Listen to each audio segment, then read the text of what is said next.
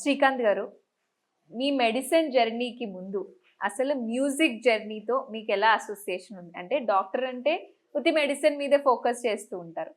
మరి ఎందుకు మీకు మ్యూజిక్ పట్ల ఇంట్రెస్ట్ వచ్చింది? అలాగే మీరు అవేర్‌నెస్ కూడా క్రియేట్ చేస్తూ ఉంటారు. ఎంతో మందికి హెల్ప్ చేస్తూ వస్తున్నారు. ఈ మ్యూజిక్ థెరపీ వల్ల ఇలాంటి ప్రాబ్లమ్స్ కూడా డీల్ చేయొచ్చు. Not only with the medicines.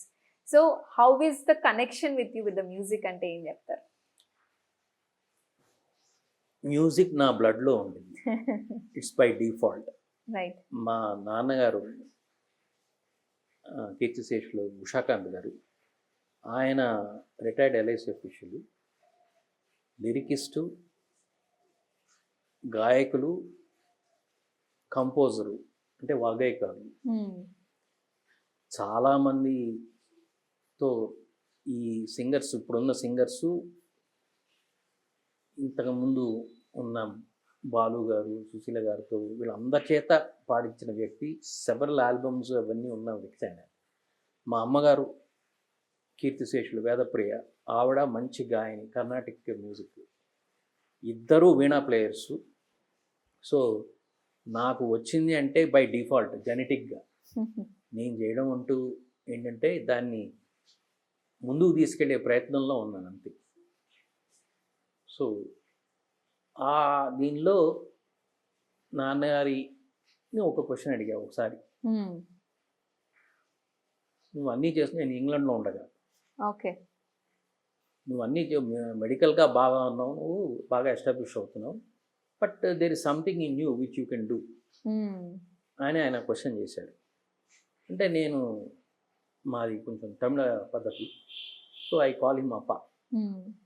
నేను మీలాగా ఉండలేనప్ప, because of the work commitments అంటే ఆయన చాలా సీరియస్ వచ్చి, no I don't think so, you have to be like yourself. నాలాగా నువ్వు ఉండకూడదు, నీలాగా నువ్వు ఉండాలి అని స్టేట్మెంట్ ఇచ్చారు.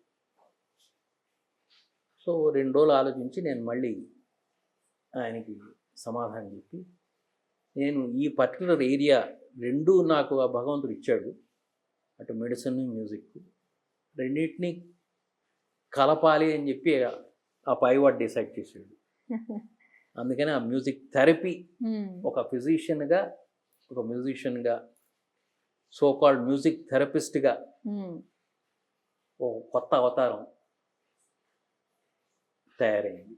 అమేజింగ్. అలాగే ఇప్పుడు మీ అబ్బాయి కూడా మ్యూజిక్లో ఉన్నాడు, మ్యూజిక్ ప్రాక్టీస్ చేస్తున్నాడు.